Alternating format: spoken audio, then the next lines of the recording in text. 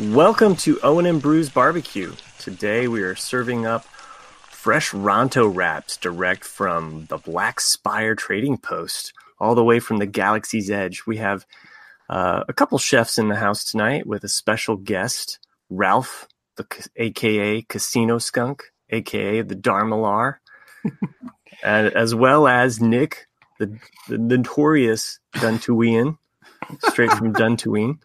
And myself, I am Matt, and like a Bosk, I IG-88 Jack right out of the show. So he is not here, as far as I can tell.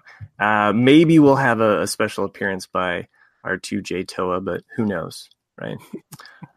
So let's get down to grilling up some fresh Star Wars hot takes here. Welcome to the show, Ralph, and good to see you again, Nick. Yeah, thanks for having me. I can talk about Star Wars. I have a Patreon page, and I swear to God that I think over half of my episodes are Star Wars related. And I kind of feel bad because if my subscribers aren't into that, it kind of sucks for them. I've been loving your Instagram posts because you've been posting some vintage action figures, which it's funny. I didn't even start that. Like, I don't know why I didn't start doing that on Instagram first, but if you go to my Twitter, you can see I've been doing that since I first started collecting the figures. When I was a kid, I didn't really have a lot of Star Wars figures. The story is, I did have a snowspeeder, and I had a pilot Luke for the snowspeeder, and the only other character I had or figure I had was a neighbor gave it to me because he collected all the Star Wars figures. So he had a lot of proofs of purchases. So they sent me the proof of purchase Emperor. Oh, wow. And so with his giant pants skirt thing, he didn't really fit in Dak's seat in the back. And so he just kind of stood around getting shot by the snowspeeder. So I always had just one pilot. So about maybe like 15 years ago, maybe even 20 now, my sister got me the Darth Vader, the vintage Kenner Darth Vader carrying case, complete with the cardboard insert. Nice. And it had been sitting in my closet for probably 15 years or something. And then like a year and a half ago, maybe, I decided I was going to start filling it. So I just been going on eBay. Stipulations are, they have to be in decent shape. They don't have to be in package. You don't have to be mint. They just have to be in decent shape, and they have to have all their accessories. So I've been doing that. I did that for a while back when stock prices on Star Wars was low. Yeah. In probably 2008, I started my vintage, filling in all of the gaps. Mm-hmm. And it's a hell of a drug, man. Yeah, it's I'm keeping it to, I don't think I've spent over 15 including shipping on any figures. Nice. So it's not really a sprint. Yeah. A marathon. So this past couple weeks, I've been finding some really good deals. Like I'll go to like eBay, look for something that's around $10, free shipping, somewhere around there, and I'll put a bid on it. If it's like it only has 2 days and nobody's watching it and nobody's placed a bid on it, I'll just pop in the $10 and be like, we'll see if I get it. And I don't really like to go and raise bids and stuff. So I ended up with 3 this week.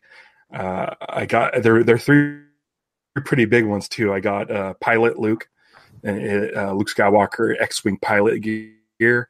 I got R5D4 and I got R2D2. The R2D2 sticker is actually in pretty decent shape. The R5 looks great. It looks, and it's not like a recreated sticker. It's the original sticker on it. It's in like perfect shape, and like nobody was watching it. Nobody was bidding on it. And I think I got it for $12. Nice. Maybe stock prices are low. That was really nice. Solo. Don't don't start. I'm sorry. I won't get Dude, into Solo. You know, I like Solo. I I'm a Solo fan. So. I could sit here and talk about Solo all day long, and I don't know, like, if I feel like, and I've said it before, I'll say it again. I like the Disney era movies. I prefer the Star Wars stories over the Skywalker saga films. I love Force Awakens when it came out because it was not the prequels. It was a nice way to move on from the prequels. The Last Jedi, I like half of the stuff that's in it. But when Disney picked up Star Wars, I was like, okay, cool. We're going to have like all new Star Wars. And Force Awakens, although it was new, had a lot of stuff that felt familiar and felt safe, which was good because they didn't want to go towards prequel territory. Rogue One, fantastic. I love Rogue One. But once again, it's so similar. It's Rebels versus Empire. We've seen that before. Last Jedi, half of it veers towards prequel territory. The other half is I really, really enjoy. And then Solo came out, and to me, it felt like the first new, completely original Star Wars movie. And I mean, unfortunately, it centers around two characters that we've loved forever. Well, I guess three characters because of Lando. But I mean, Chewbacca and Han Solo, we've known them for, 42 years. And it's like we know these characters and love these characters so much. But the story is completely different and completely original than any of the other ones. It's not Rebels versus Empire or First Order, whatever you want to call it. It's not the good guys versus the bad guys. It doesn't do the J.J. Abrams mystery box. It doesn't leave you with questions. It doesn't do what Last Jedi did, which is kind of twist things and, like he says, subvert your expectations. It doesn't do any of that stuff. It's just an adventure movie. It's self-contained. It's this one thing, and the thing I like most about it, it's not melodrama. It's just an adventure story, and that's all it is. And that's it kind of mirrors what I loved about the original Star Wars from '77, which is my favorite Star Wars movie of all time. Self-contained, new worlds, and it's adventure. It's just a fun adventure of a group of people. Even when like half of the team dies in the first 40 minutes, they don't spend like a whole lot of time dwelling on it. Which, nowadays people will be like, well, aren't they going to have a funeral? Shouldn't they be more sad about it? But it's like, it's Star Wars. We move on. We have fun. Like, Luke thinks about Obi-Wan's death for about 2 minutes before he jumps in the gunner port and starts blasting TIE fighters. And then from then on, he doesn't even think. It's like, it's that kind of Saturday morning serial, version of Star Wars where it's like, we have an adventure. We're going on an adventure. There's crazy characters in between, and it's just a fun ride. And so what I see people bash on Solo. I think the main issue with me is that nobody went to go see it, and I feel like if you're a Star Wars fan, because there's people that I work with who are Star Wars fans and waited to see it on Netflix. And I'm like, how are you a Star Wars fan? You can't drop for me, it's $7. We have a really good theater across the street. Nice. How could you not drop $15 to see a brand new Star Wars movie? And so you have a lot of these. So the dude at work says, oh, I finally saw Solo on Netflix. This actually is pretty good. I'm like, yeah, no kidding, dude. It's a Star Wars movie. Go see it. Go support it. Now we're not going to get Solo 2 because you had to prove some point to someone that you don't even know. And it's one of those things where it's like, and I get frustrated because of what it did to the future of the movies. Part of what I do, I kind of also blame Disney for releasing it in the summer. I felt like maybe had there actually been a year in between Last Jedi and Solo, Yeah. people would have been like, okay, I'm ready for my Christmas dose. Yeah. And it would have fared better. I think if people got on board with Last Jedi and were more excited about Last Jedi, that May release would have been okay. People would have been on a high, but it was so mixed, and like my wife hates that movie. I don't talk about Last Jedi in this household. But she likes a lot of the same stuff I do, which is anything revolving around the Force, as far as Luke, Rey, and Kylo Ren. Broom Boy, yeah, like that kind of stuff I don't need. But it's one of those things where I feel like people were so down on The Last Jedi, and then here 5 months later, here's the next Star Wars movie, and you're like, oh man. If it did great, if everyone was like, that was the greatest movie ever, I can't wait for the next one, I think Solo would have done better.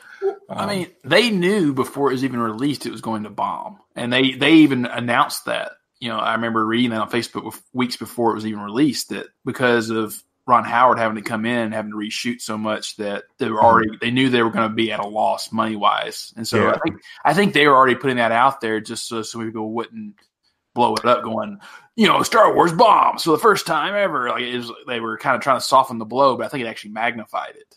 But you had Infinity War, and then you had Deadpool. That's true. Yeah. So you had a back-to-back, two, I would say two very different superhero movies. Yeah. But especially Infinity War, people were still riding that, which, I mean, it's like if you hadn't seen it the opening week, maybe you would be seeing it 2 weeks later, and you wouldn't necessarily be ready for Star Wars because, well, but anyway, I mean, and then Christmas was crowded as it was. Like Aquaman, Mary Poppins, was the Bumblebee. Mm-hmm. Like those were like just the movies that came out Christmas Day. Yeah. And I don't know. A little off, but like, what did you think of the Kessel Run? Loved it. That's fun. I like. Listen, I'm going to tell you. There's not a single thing I don't like about Solo, and if I were to have one gripe, it would be the exact same gripe that every single fan has, and that's his last name. And to be honest with you, I really don't care that much. By that point, I was on board because, like, in the first 2 minutes, they introduced Lady Proxima, which is just like this batshit crazy, Dark Crystal era type of creature with Linda Hunt as the voice. And it's just like, okay, this is what I want from Star Wars. I want to see the weirdest back alley stuff you're going to get. Mm-hmm. When you get to J.J. Abrams' cantina scene at Maz's castle, by that time, it's not interesting anymore. Mm-hmm. We've seen the cantina. We've seen Jabba's palace. You're not going to top it. Yeah. So to do something as bold as like Lady Proxima, this really weird like worm coming out of the water with like chandelier jewelry on her head, and it's so goofy and weird, but in line with like Jabba the Hutt and stuff. And so it's like, that's what I want to see. Make it really weird. And the book fleshes that out even further. I've been reading the book with my kids. It's just kind of like a chapter every other night or whatever, and it has some expanded scenes. It goes, just like books do. It's the movie adaptation? It's the movie, but it's extended though. They call it extended edition or what have you. So it has like probably like a couple scenes before he is stealing the speeder at the very beginning. So it has kind of like the lead up to that. And it just kind of just goes a little bit in depth. The comic book adaptation also does the same thing. It fleshes out some of that story just a smidge more. So, but the movie just goes. It just goes. Yeah. I just love how it just is. It just goes. It's so good. I can't say enough about it. I'm not in the business of trying to change people's minds, but for me, because I've gotten to a point where I just don't care what other people say about stuff, because it's like, if I like it, I like it. And if you don't, that's fine. It's going to get under my skin if you say something sort of ignorant about it. but it's I can't even explain to you how much I love that movie. And it's the Disney ones. I think Force Awakens I saw 3 times, and Solo I saw 3 times. The rest I've only seen once in the theater. And Solo, the last time I went and saw it, it was just by myself. I'm like, I got to go watch this movie again. It's so nuts. Well, it's so bizarre. Well, I love it. I love that you being on here, you're actually more positive than I am. Yeah. And that says a lot, because Nick and I are usually like the two dueling points on the show here, I was born 3 months before the original Star Wars came out. So Star Wars has been in my life forever. And so, when it comes to fandoms, it's top of the list, like without a doubt. Star Wars, Green Lantern, James Bond, Godzilla, probably nice. Tron after that. But it's easily the top of my fandom. The amount of Star Wars knowledge is hilarious. And what's funny is I brought this up to my wife recently because we visited Batu. We went to Galaxy's Edge, and I don't consider myself a smart guy, but when it comes to Star Wars trivia and just shit that doesn't matter, I will immediately file it into my brain, and it'll forever be accessible. So it's crazy. It's so crazy. And so, yeah, going to Batu was the Galaxy's Edge was quite the thing to see. Yeah. So tell us a little bit about Galaxy's Edge. I mean, I can't wait to go. It's something that my kids is definitely on their wish list. So, and mine too. I work at Disneyland, and so I got to go to a preview. And okay, this explains why I saw a picture of you at Galaxy's Edge, and I'm like, how is he there? Like, is this open yet? Like, so okay. No, so everything was locked down for us. So they put our phones in a sealable bag, and upon leaving, security is the one that had to cut open the bag. Wow. To make sure it wasn't tampered with. So they had the PhotoPass people, the Disney people that go around and take your pictures. They're all dressed in Star Wars stuff. And what they did was they give you a card, and you put the card into the app or whatever, and then on the 31st, they released the photos to us. Nice. So at least we got to have some pictures of the thing, because I don't know when I'm going to be able to get back in, which sucks because a lot of the merchandise, everything that I wanted to get, those shipments had not come into the Black Spire Outpost until the 31st. So that was the explanation why I don't have a thermal detonator Coke, a Sabak deck, a Luke Legacy lightsaber, or what was the other one? The droid. Oh, we want to get the droid backpack, but we didn't find out about the droid backpacks until after the park had opened. I want that droid backpack, and my sister's gone twice. She got reservations, and then a friend of hers had a reservation in an open slot, and both times we sent her in to get that droid backpack, and they were sold out both times. Man, yeah. I can't imagine. Yeah. So just kind of like give us a little bit of like walking through it. Does it feel like you're in Star Wars? It's so hard to say.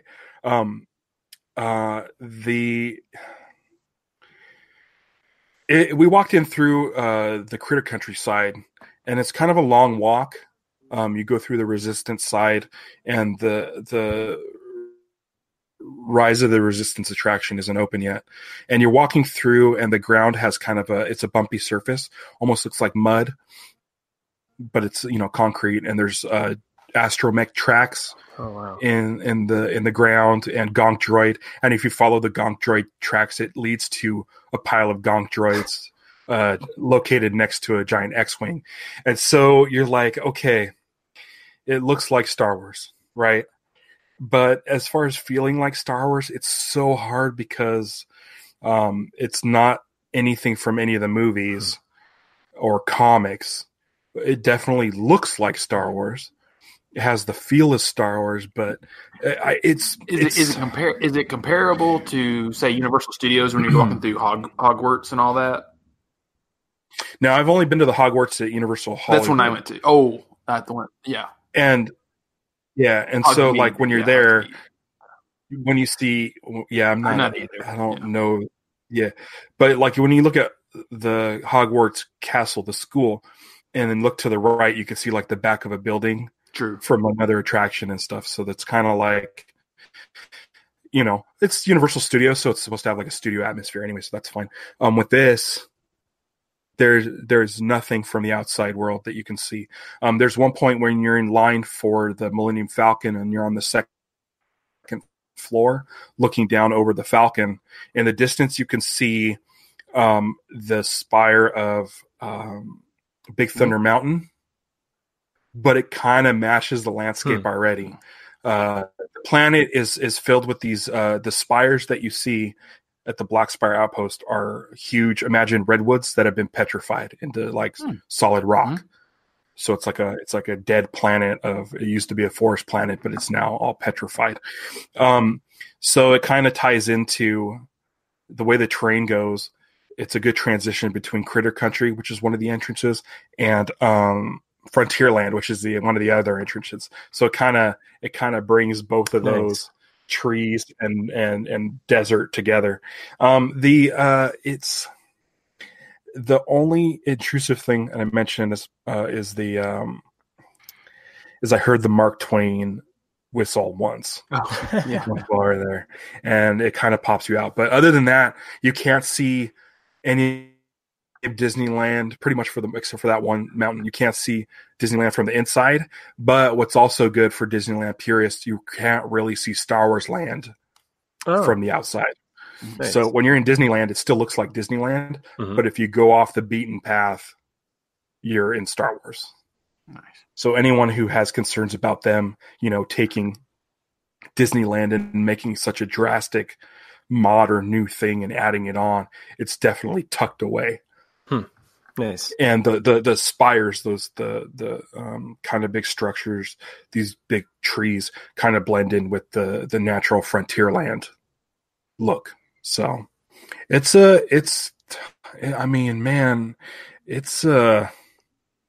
cool. We got slotted for 4 hours. Our reservation was for 4 hours, and it was like literally, I'm using the term literally, the only time in the 2-week window that they gave us to get reservations. Literally we were 2:00 to 6:00. That was our time frame. And from 2:00 to 6:00 was the only rain in the forecast. Oh no. Right smack dab. Like, I'm not kidding you. Just our time there, it was raining our forecast. So Stevie had her lightsaber umbrella. I have a regular umbrella. And so it was kind of, at first it was a little annoying, but as we were finishing up in the day around 6 at night, when the sun's just starting to go down, it just started pouring rain. And inside the marketplace, which is this open, this like Mos Eisley sort of marketplace, it was just rain coming down, and it just added so much more atmosphere to the land. Like, you'll see a lot of pictures where it's like bright blue Southern California sky, and you don't really see a lot of that in Star Wars. So it kind of looks a little weird, but with the full rain, it felt like the whole place was more of this living thing. So I don't know. I would recommend going in the rain just to check it out, because it felt like Rogue One or something. It had that kind of real gritty feel, like Like, yeah, it felt less like a movie set and more like a real life place. I mean, I loved it. I absolutely loved that place. Did you get to ride anything? Or was the only attraction that's available now is the Smuggler's Run, which is the Falcon ride. It's pretty great. You know how when you go on, there's like attractions like Guardians of the Galaxy or Haunted Mansion, where you'll step into the stretching hallway first, before you go into the next holding area. Like Guardians of the Galaxy, you'll step into the collector's den and then move on to the rest of the attraction. This one, you are in this workshop and Hondo is there, and it's this insane animatronic Hondo that looks like a real dude up there, and he's chatting with the R5 unit that's more down at your eye level. And what's kind of cool is that you don't enter the Falcon like you would in the movie. You go through a workshop. While Hondo is talking, you could see the Falcon where it's docked in the attraction or in the land. You see screens where the Falcon flies from that location and pulls in behind Hondo, and then you go up a jetway that leads you like a jetway that you go to like an airport that leads you into that, right into the room where the chessboard is, and from there you kind of just wander around until your group is called to go into the cockpit. So nice. You kind of have your free reign of sitting at the dejeric table or looking at the sick bay. We didn't get to look around too much because our group was called like immediately, and I was like, oh man! But I guess every button is pressable in there, and if you press certain things, like different things will happen. So I'd like to get back in there to check it out. But the attraction itself is cool. It's like a sort of a simulator, but with interactivity between the 6 people that are in the cockpit at any given time. Pilot, co-pilot, 2 gunners, and 2 engineers. And what you do at your posts determines what's happening outside the cockpit window. So that's awesome. I say so if I hit the button, if I do the shave and a haircut on the button of the gunner thing, the laser blast does it in the same pattern. We'll go do do do do do do do. So it's like a 1-for-1 like interactivity. So it's cool. It's cool. But I mean, when you first go, they kind of position the Falcon towards the back, so that no matter what entrance you come into, there's definitely a reveal as you come around any given corner to the Falcon. And I mean, you won't. You're like leading up to it. I was getting misty eyed just thinking about being able to see the Millennium Falcon in real life. Like I was like, literally, like I'm like, my eyes would start tearing up. I'm like, I can't believe in 10 days I get to see the Millennium Falcon in real life. And I mean, I know it's not a real Millennium Falcon, but I mean, I never thought that I would even go to like a Star Wars set, right? Let alone see a Millennium Falcon. So, but man, coming around that corner out of the marketplace through the Ronto Wrap area and just seeing it parked there, it's crazy. Like nothing will prepare you for rounding a corner and it just being there. Right. That's cool. Like when you go into Harry Potter land, the Hogwarts is like front, like you can see it from anywhere, and it's the Falcon is so nicely tucked away that it's like you've seen like those like the slow dolly shots that come around the corner and reveal the Falcon. Like that's how it looks when you're walking through the land. You just come around this corner and you could just see it. Like even if you see just a little section of it, you know what you're looking at. So was it grin ear to ear, or did you actually cry when you saw it? I didn't cry. I got super glassy eyed. I don't know if I was grinning. I have no idea. It felt I felt like I was in shock a little bit. Like I knew I was going to see it. but it caught me off guard. Yeah. Because we had been in there for a little bit. We had come in through the marketplace, and so we're looking at the different marketplace stalls, and just coming through and just seeing the cockpit there, because the market's kind of up on an upper level, like an upper deck that's eye level with the cockpit, and you just see it, and you're just like, oh my gosh, you just want to run over and just stare at it. It's crazy, dude. I'm set. I can't set it up enough. Like you will be floored the first time you see it, no matter how much I build it up. Right. I mean, because I think Jay and I have talked about that, where when the first Transformers movie came out, I had not watched, heard, even thought about Transformers since the 80s. Yeah. And the first time I heard Optimus Prime's voice, I cried in the theater. Yeah. Because it's just all this emotion just came overwhelmingly over me. I was just like, and that's what I imagine literally seeing the Millennium Falcon just overwhelming me. Remember Celebration? I think it was Anaheim. Yeah, 15. When they showed the Chewie We're Home trailer. Mm-hmm. Mm-hmm. Yeah. And you don't, everything gets silent, and then you hear Han Solo's voice, and then you see him there with Chewbacca. That's the same feeling. Mm-hmm.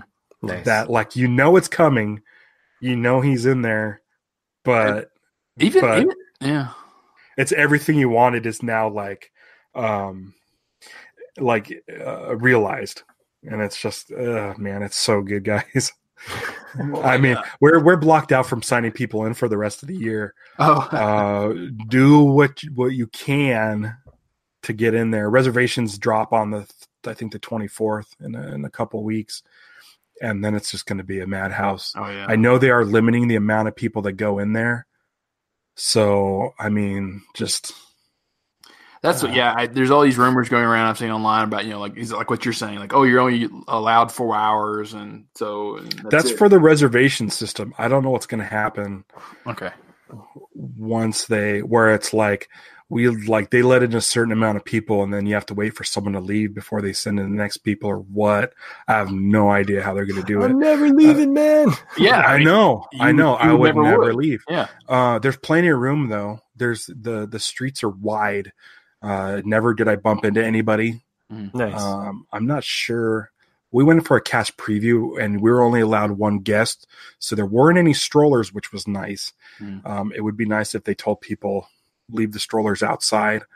But man, it's funny. The level of detail is insane. My favorite Easter egg is on all the trash cans. They have the number. They have Arabesh that says something like trash take to sector, and then there's a number, and the number on every trash can is 326-3827. Nice. Yeah. Now, hardcore fans of the original Star Wars know that that's the unit number of the trash compactor that the heroes are in Star Wars. Shut them all down. Yeah. And so open up the maintenance hatch on, where are we? 326-3827. So it's they didn't have to do that, but it was thought out. When you're thinking about what you're going to put on the trash cans, right, and make it Star Wars related, and then put in a pretty deep cut for people who really know the original film, you know that love went into making this thing. Yeah. So it's so good. It's so good. I can't say enough about it. I actually, on my Patreon, I got a guy who does a podcast. His name's Alex. He has a podcast called The Backside of Water, which is all just about Disneyland attractions. And I talked to him for 2 hours. I went through all of Galaxy's Edge with him. So if you guys want to hear that, just head over to my Patreon. It's 2 hours of me talking about every single last detail. We actually pay for the bills here with commercials, apparently. So, and I'm going to take a deep cut here for a commercial break. And we're back. I want because you had mentioned Celebration Anaheim in 2015. That you just go to the set, so we can get to the new one in this minute. But like they had, I know Matt didn't get to go to that one. They had the Cantina bar in Celebration 15. They also had a Rancor, and they also had a little bit of the Millennium Falcon as well at Celebration 2015. And that was as real as it's gotten for me. And I remember just loving that to death. Yeah, I mean, you can't. Once you get in there, like I said, you don't see any of Disneyland, so you're good to go. They have a full-size TIE Echelon, I believe. Some land speeders, so a speeder bike, which I don't remember seeing, but somewhere in there's a speeder bike that you could sit on. Droids. They have an A-wing and X-wing, and it's the new style X-wing because this takes place, I believe, post Episode 9. Okay. Oh, okay. I think it's post Episode 9 is supposed to be when this takes place. So you're telling me the Millennium Falcon lives? That's what I'm thinking. Also, Chewbacca makes a video appearance in the Falcon ride. Rey and Kylo are walking around the land. I don't know if it takes place before or after, but it's somewhere around Episode 9. So trust me, when I saw like Chewbacca, I'm like, okay, good. This is post Episode 9. Perfect. Okay. Well, now that you say that it's post Episode 9, does that mean that only Resistance / New Order troops are around, or do you have? Yes. Okay. So no Empire, no Republic, no. Okay. Now, which is kind of a bummer, but I mean, when you see stormtroopers walking around the area, it's still awesome. Yeah. I've been reading the Galaxy's Edge comic book. I don't know if you've had a chance to look at it. There's only 2 issues out right now. Han's on the first issue, and then Greedo's on the second issue. And so far, the comic it's kind of like little splices of time separated. So it's a little confusing because some of it takes place in Resistance era, and then some of it is flashback told. So it's kind of like it's like the Tales of Mos Eisley. It is. It's kind of like an anthology story where like each issue is kind of telling another tale, but there's a larger story arc going on. Okay. That's taking place in Resistance era, and it has definitely like some references to things because I saw some photos that people had taken and shared on Instagram of some things within Galaxy's Edge that have been featured within that comic book. So probably well worth it if you visited or if you're planning to visit. Yeah, that might be good. I know they have a lot of different tie-in novels coming out as well, but I'm a big comic guy, so I've been enjoying that aspect, even though the first issue kind of left me wanting more, but the second issue, which was more Greedo based, not to give anything away in that story, but I kind of enjoyed. Sometimes when you just get the first issue and you're like, I don't know where this is headed. And then when you get to the second and third issue, if it's the 6th issue set, you're like, okay, I can see where this is building up steam. So, and one of the main characters is a hammerhead. I'm sorry, I don't mean to be rude to the Doc Ondar, Thorian. The Thorian, is that how you pronounce it? Thorian? Yeah, Thorian. I think so. Thorian, yeah. I don't think pronunciation really matters in Star Wars. Yeah. I never knew that they spoke outside of the side of their mouth until I think the Clone Wars cartoons. Yeah. Right. So, it was like, oh, that's interesting. Yeah, there's Doc Ondar is inside. He's got an antiquity shop, and they have a full animatronic. He's the main character in the Galaxy's Edge. He's a full animatronic in that shop. Okay, and there's just everything from the galaxy that you've ever wanted to see hanging on the wall. He's definitely a collector in the story. So if you enjoy that character at all, like it definitely embellishes him more. Yeah, I think with you reading the books, when you finally get to go there and you see him in there, you'll probably get really excited. Yeah, yeah. So you're like, oh, I know him. Yeah, we hang out. Go ahead. No, I definitely would check that out. I mean, because I want more Galaxy's Edge, and I don't know when the next time I'll go, or be able to go. But yeah, there's a tie-in novel, and the name of the novel escapes me. It's been on my Amazon recommended, and I read different Star Wars novels kind of as I do, and I sometimes I review them on this show. Sometimes I don't. So yeah. like the tie-in to Solo movie, The Last Shot, Mm-hmm. which it doesn't really tie into the movie, but it's definitely a Lando Solo crossover, and it takes place post Jedi, pre Force Awakens, kind of in that time frame. But it also splices back to kind of when they were younger, and definitely has different characters that were in the movie. But it kind of left me frustrated with the title, because the last shot, I kept waiting for who takes the last shot, and I was like, this should have been called Psycho Killer Cyborg Dude. Like, it just anyway. Yeah, my wife just read the Luke Skywalker book. Oh, which one? The Road to Star Wars or something. It's a young adult novel. She said it was really good. The one that has like different stories about Luke Skywalker? I don't think so. Oh, okay. I think it's a shoot. The Road post. to Skywalker. I think it's called Road to Star Wars.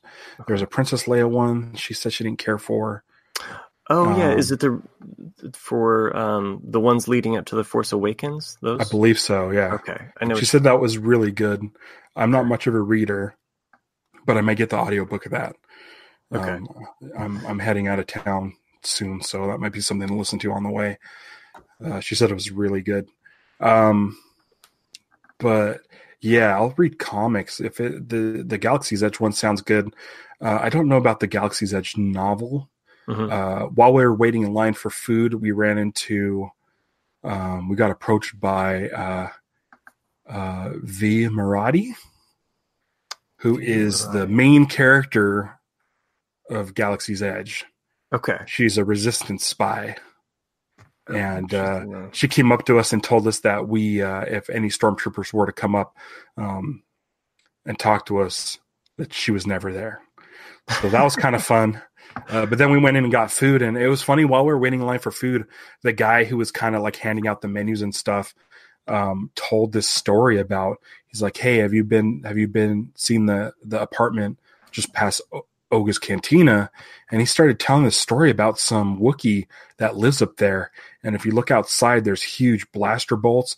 I guess she got mad because someone was dating somebody or something or other, and he started telling this whole story about this facade outside, across the land. And I'm like, oh, that's weird. We did see those blaster shots, and I'm like, this is so crazy. Like these people that work in there just have they lived in this Black Spire outpost, and that was kind of neat. So I love that. I love the lived in story aspect that you're. Yeah, that's cool. Since we didn't have our phones, we didn't get to do all that interactivity stuff that they have for the phones. So another reason why I want to go back, because I heard there's even more stuff to unlock. I just wanted to make sure that we covered some other Star Wars news. And clearly, if people want more, like a 2-hour walkthrough Galaxy's Edge, they can check out your patron podcast, right? Yeah. So and it's $1. It's $1. My Patreon's so cheap. $1 unlocks everything. Every audio podcast. If you want to watch the video stuff, that's $2. So if you want to check it out, I have, if you're into Star Wars, which you should be, I think I have 18 Star Wars related episodes. A couple of them might be trailer breakdowns.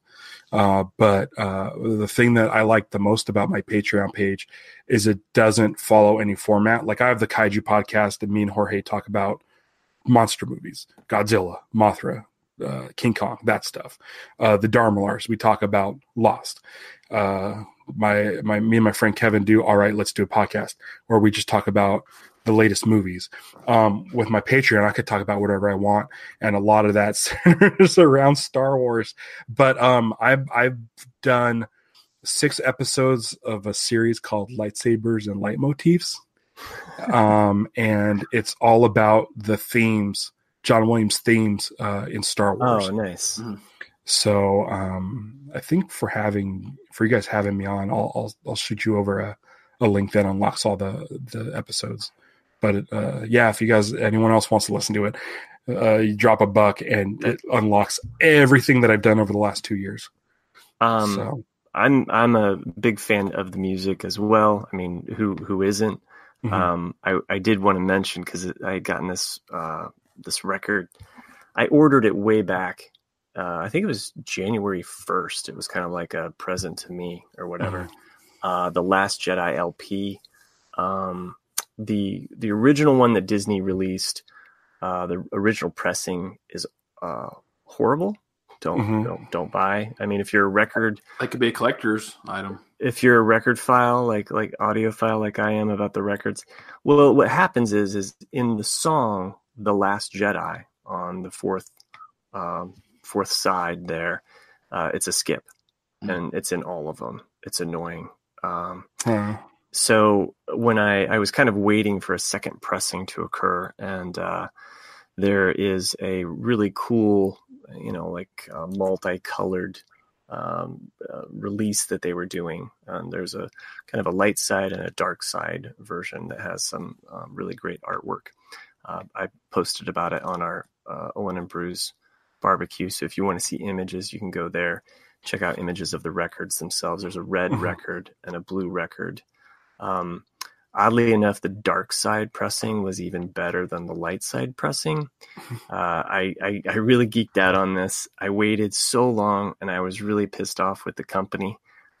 So if you have to deal with the company that sells it, buyer beware, because it takes a long time. And if you complain, they will delete your messages. It's really annoying. So I don't even want to mention who they are. I waited a long time for this LP. It finally arrived like about five months later. It was well worth the wait, though. And they did actually send an extra jacket, an actual jacket of the artwork. So it was a little made up for it a little bit, but still really bad customer service on their part. I absolutely love the spark and the song "The Last Jedi" from that movie, the scene where Luke goes out to confront Kylo. And for that song to skip on the record of all the songs, like I could have dealt with it if it was another song, but it was, when it's your favorite, it really ruins the experience, especially if you're an audiophile collecting the records. So yeah, that sucks. I'll definitely give you guys links. I think you'll enjoy those. Well, thanks, Ralph. Break it down to things. You initially kind of messaged me or maybe commented on one of the Instagram posts about the reactions to the Rise of Skywalker trailer. I think how many episodes did you do? Just two. People on just two. We just do one. I think it was after the second one. I'm like, what are you guys doing? Like, let me be on. If you're gonna keep doing this, let me have. I haven't watched that trailer in a while. I can't wait. Yeah. It looks like it has the appearance of J.J. Abrams undoing a lot of what Rian Johnson did, but I think we're going to be surprised. Yeah. I have theories and hopes of what I want to happen. I could share them here. Because if it does end up happening, you're going to be like, oh, Ralph called it. And if it doesn't end up happening, you're going to be like, oh man, Ralph's was better. Now you're sounding like Nick. Yeah. So when you hear the Rise of Skywalker, what Skywalker are you thinking?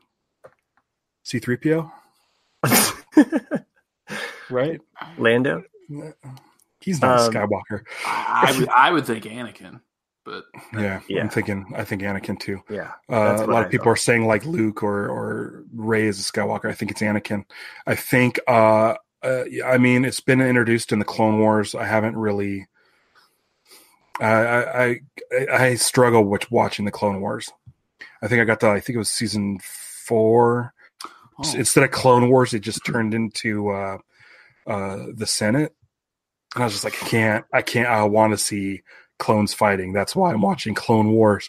Watch Rebels, loved it, but they talk about Force Ghosts.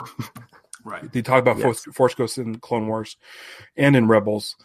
Never really been addressed in the films, and I feel like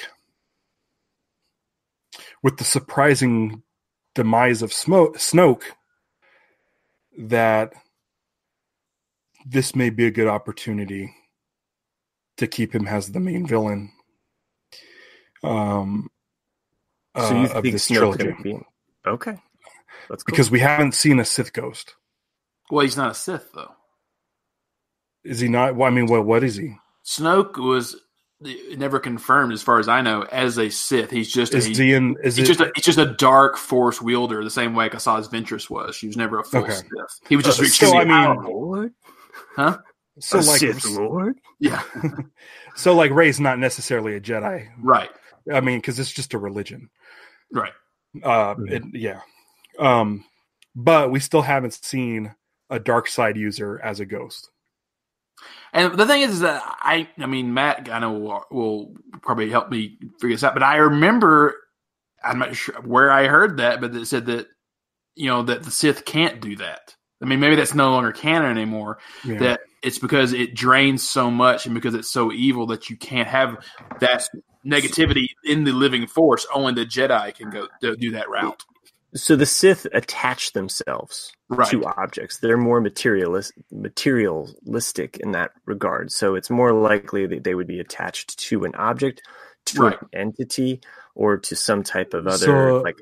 So, let's because So, I know that hold on. Ralph, Wait, Ralph, so an object like a helmet? right, Right. like I Yeah, have. Okay, yeah. so you know exactly where I was going. Okay, Yeah. we're all thinking the same thing. Okay, Yeah.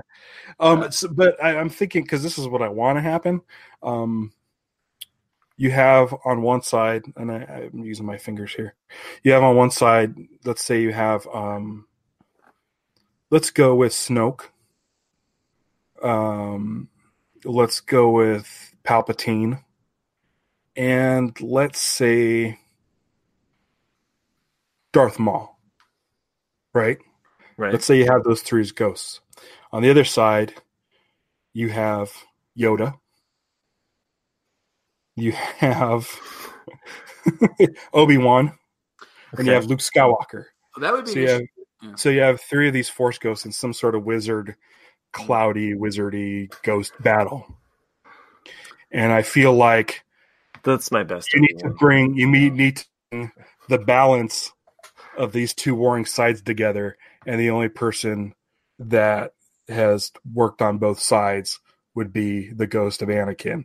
And I think that it's up to Kylo and Rey to be able to get to Anakin and get him to be on the whatever side they're trying to get on. And I think that the Rise of Skywalker is the Rise of Anakin. So I'm hoping that, because that'll explain Force Ghosts, it would still keep Snoke relevant. We will get a return of Palpatine. I only threw Maul in there because I'm trying to think of another. You could still have Plagueis in there. You could have Dooku, but I think as Dooku far as wasn't team really a full Sith, but as far as team ups go, I think if you have Obi-Wan versus Maul, if you have a Yoda versus Palpatine, and then I guess Luke and Snoke maybe. You think they'll really have Obi-Wan in there, because that's what the objection was to him not being Yoda in Last Jedi. I always heard is because Luke might not recognize Ewan McGregor. It's like, who's this young, looking? Well, how does he recognize Hayden Christensen? Well, that's true too. But I'm just saying, it's just Father, you look so young. Wow, like what happened? Yeah. I think it would be cool if there is a ghost. If they do have Force ghosts, and we do see Anakin or or Obi-Wan, if they did some sort of effect where their face could sort of kind of morph in and out or change a little bit That would be cool. between like the older and younger versions.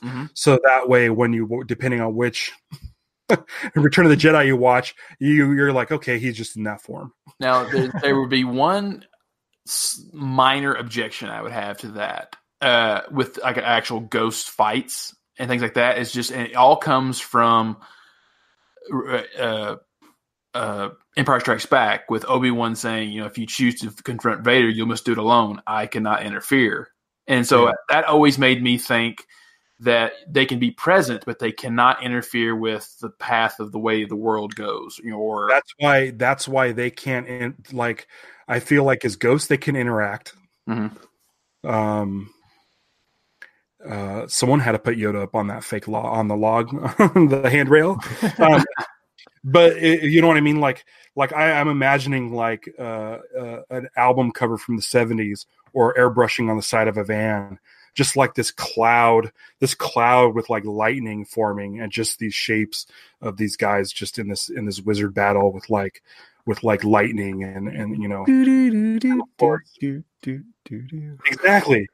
And it's not necessarily them fighting like as like their human forms, but as like this kind of amorphous like blob, and then having them try to bring Anakin into the fold or something, or it could be C-3PO because he's a Skywalker as well. I mean, I like. I love how you're bringing C-3PO into this. There, that's great.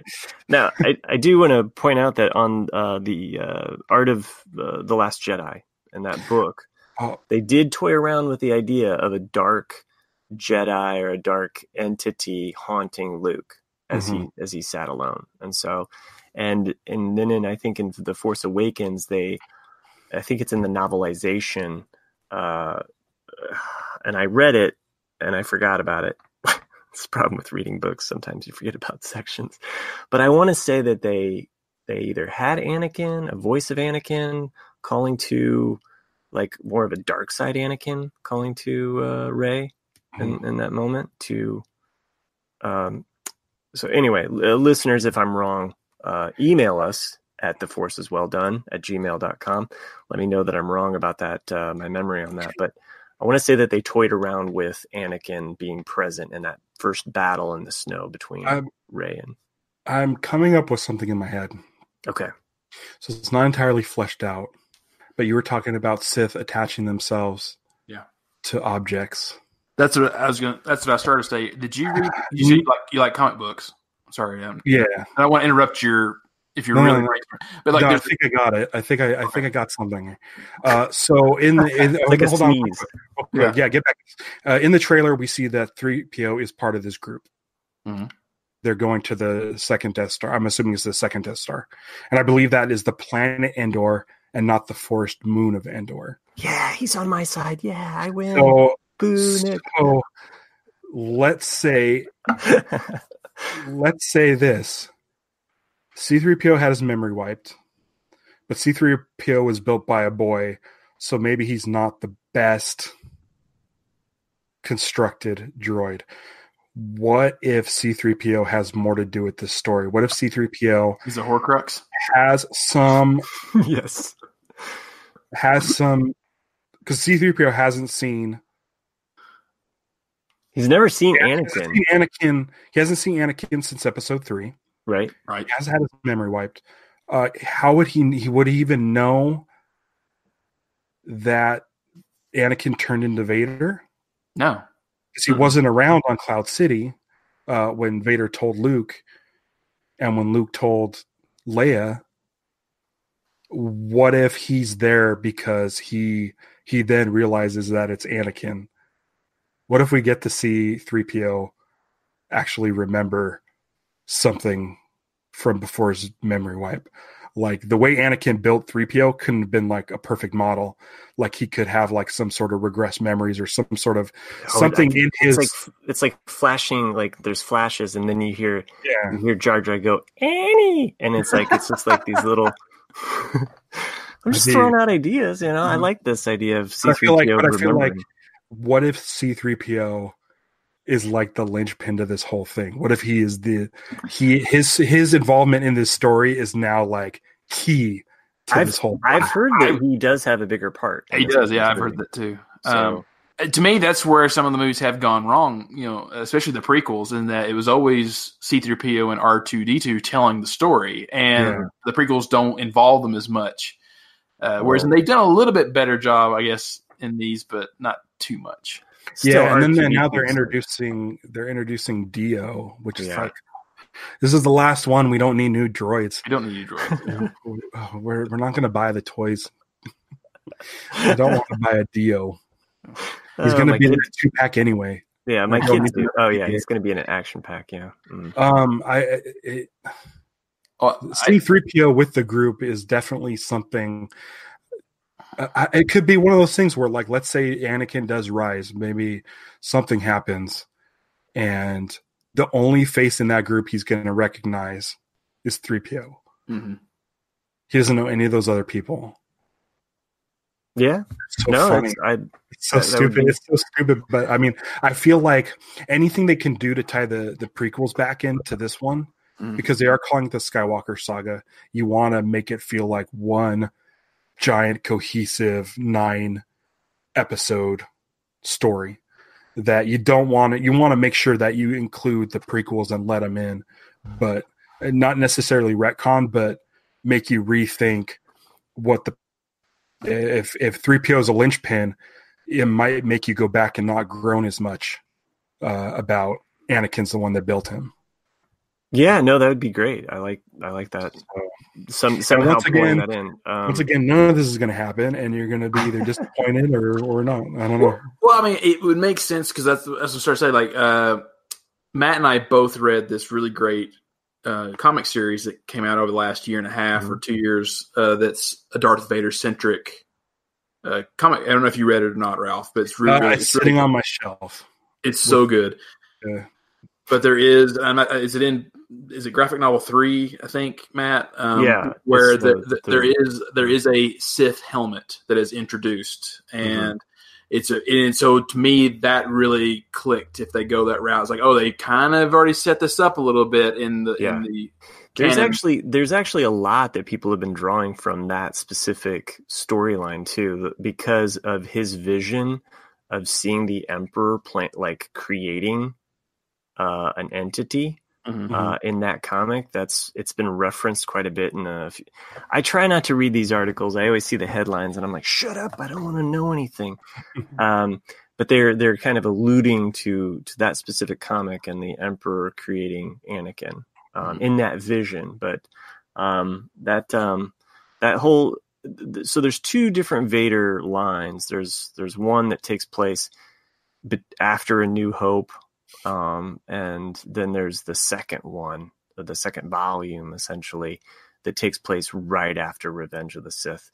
And I personally like that storyline, and Nick delved into that, and still highly recommend that whole story, because it follows Darth Vader's story of, like, how does he get his lightsaber? How does he get the castle? Like, how does he get a car? How does he learn to shave? That's a Sith. Yeah, it's a Sith. Speaking of, he had a mute button, on his chest the whole time. He could have stopped the breathing sound. Yeah. But speaking of after Revenge of the Sith, there's something that I don't really know if I mentioned it anywhere, but something that always bothers me is people talk about how A New Hope, or as I like to call it, Star Wars, takes place immediately after Rogue One. Duh. When there's some time, there's definitely time that's passed. I want to say it's probably more like maybe a week. Mm-hmm. Because Darth Vader's standing in Admiral Radiss's ship looking out into space when the blockade runner jumps into hyperspace. There's no way he's running back onto his Star Destroyer, punching in the coordinates and figuring out where they went, because they didn't have light speed trackers back then. Right. So there is some time that's passed, and it always drives me nuts when I hear people say it's literally 1 minute later or whatever. And I'm like, no, it's not. No. Well, unfortunately, I wish this podcast could go 1 minute later, but we are coming up on our bewitching hour. So much Star Wars that we could talk about. And Ralph, I feel like we just barely scratched the surface talking to you. I feel a kindred spirit with you. You love Solo. You've vanquished Nick's nitpicking on the show.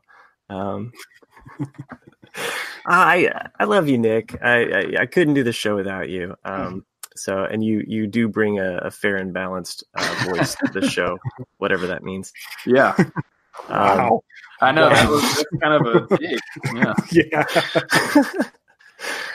I didn't mean that. I mean, we did actually. Nick and I podcasted about some of the last episodes of Rebels. Ralph, I was glad to hear that you're a Rebels fan. Yeah. Oh, since I kind of want to talk about because Ralph had mentioned the Clone Wars. So, Yeah. Have you ever read the theory, Ralph, about the original Clone Wars being the actual truth and the Clone Wars series being propaganda that the Republic's put out? Oh no, that sounds great though. Yeah, because if you watch the 2005 or 4 series, it's very just like these people died, this is what happens, blah, blah, blah. And then if you watch the Clone series with, the opening is like what it would be like a World War II news clip, deep in the Republic, blah, blah, blah, blah. It's very all Republic sided, Yeah, then if it's propaganda, then what are they trying to get me hyped for with the boring Padme stories? Love. It was tough, man. Those were tough. I was just sitting there watching it. I think it was season 4 or something, and I'm just like, I haven't seen a clone in like 6 episodes. Yeah, you guys they are choppy. I will give you that. Like, as much as I do like some of the Clone Wars episodes, some of them can drag and it can just be hit or miss. Whereas Rebels, I found it was a nice continuous progression. And sure, there could be some filler ones. Sure, there can be some filler ones in Rebels season 2, but boy, you hit the end of season 2 of Rebels. From there on out, I feel like it's was that even the Ahsoka Vader? Yeah. I still love that. And to me, World Between Worlds, I've watched that one a couple times again. That's where Ezra goes back and actually saves Ahsoka.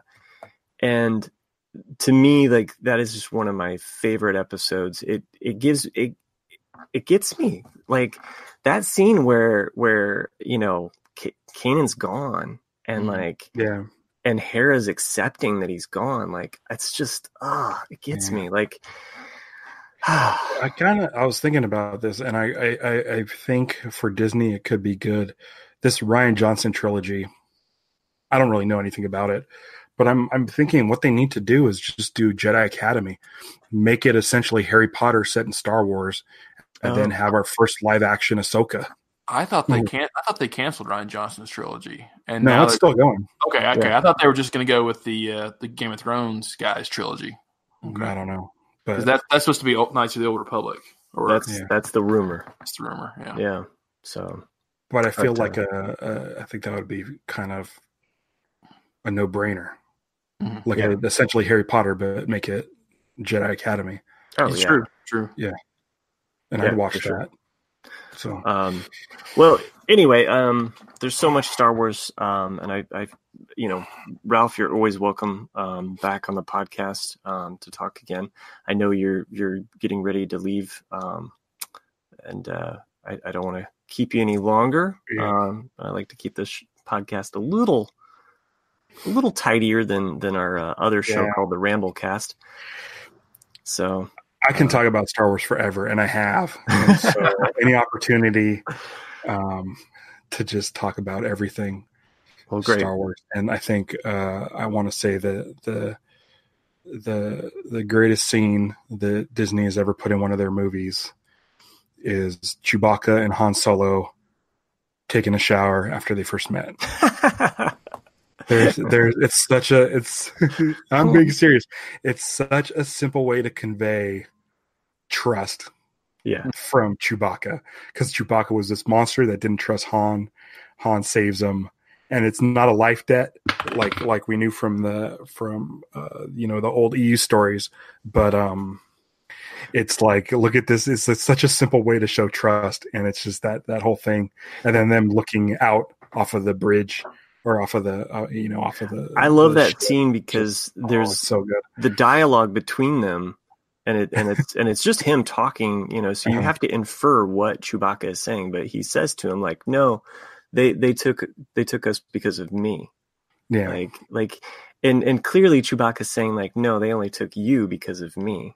Clearly Chewbacca's saying that to him in that moment, and you have to infer that because of the dialogue there. So I love the fact that they made him equals in that movie too. Yeah. The fact that Solo's just like, no, like, you have to go do this. Go do it, man. And gives him the weapon. And it's that whole scene in I don't know what that area is.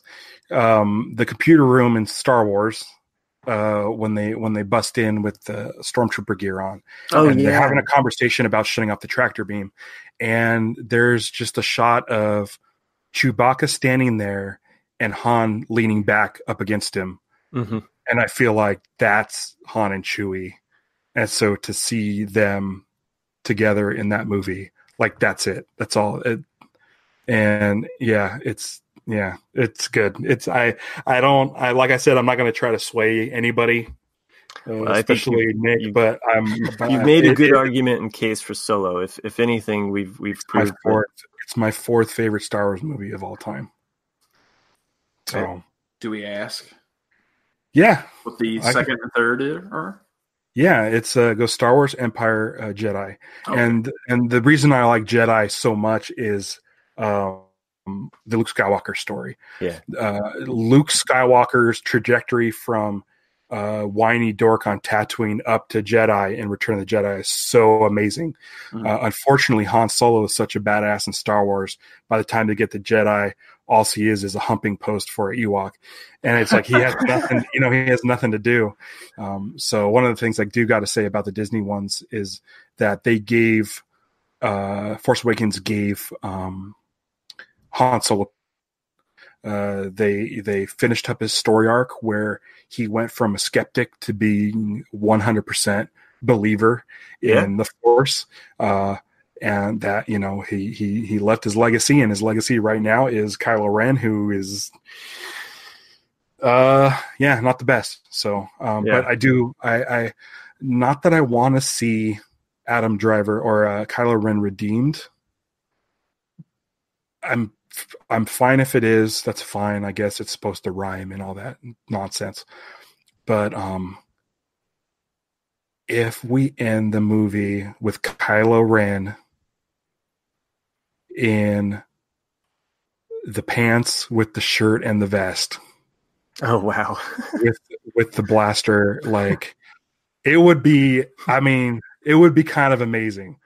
I don't know if we're going to see it, and I don't really want him redeemed, but can you imagine him and Rey in the Falcon flying off into the sunset or the sunset or sunsets? I don't know. That's some heavy lifting. I don't like it, but there's something about seeing Adam Driver dressed as Han Solo. He would look exactly like the holiday special cartoon version. Yeah, he would. And pulls down his face, like, he's got that long face, and but would you be excited for that? Adam Driver in the vest and the shirt and stuff with the blaster, and I don't think I'm kind of with you. I don't think it will happen just because. But you would like to see it. I mean, I'd see it. Yeah, I just want cosplay. Really, I just think I want to see Adam Driver cosplay as Han Solo. I think just from the dialogue we've heard from Kylo, there's him you've kind of assumed that Han was an absentee father, and then he kind of loathes him in a way. Like, I could see him taking over the Falcon and going that route, but actually wearing Han's clothes, I think that's a bit of a stretch. But who knows? I could be wrong. Anakin's going to slap him. He's like, why are you idolizing me? Darth Vader's not the way to go, you dummy. We'll see. All right. I'm excited.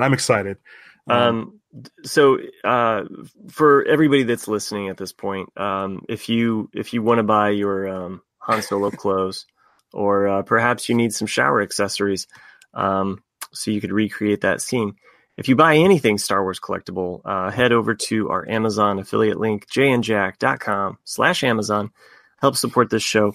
We are a Jay and Jack podcast, which means that this podcast wouldn't be made possible without the continued support from our patrons. You can become a member by following the links at jayandjack.com. And there's some special patrons that make this show possible. At this point, I'd like to thank some of those patrons that make this possible. I try to make them Star Wars themed whenever I can. So I'm going to start with Attack from the Tack from Tokyo. Eckhart Richter strikes back. Ed, you're our only hope, mailman. Maggie, the Magnificent Falcon. Joanne, the Jedi. And Drake, the Smuggler. Thanks for doing what you do. Thanks for making this show possible. I want to thank also the guest hosts that didn't show up, R2J Toa and Chris crawling out from the pit of Carcoon. No, never. Great show, kids. 1 in a million. Jack's not going to steal my line this time. You guys have a call out? I don't. Can I just say one thing? Yeah. I am 100% anti Boba Fett lives. It's stupid. What? He's dead. Boba Fett's dead. Let him go. Okay. I don't care. I really don't care. But Ralph, why don't you tell the listeners where they can follow you too? Just head over to casinoskunk.com. It's all one word. That'll give you links to all the shows that I do, including the Patreon. Like I said, it's $1. Go drop the $1. Download all the episodes to your computer and then unsubscribe if you want. I don't care. I just want people to listen to the shows because I'm really proud of them. So very good. Yeah, casinoskunk.com.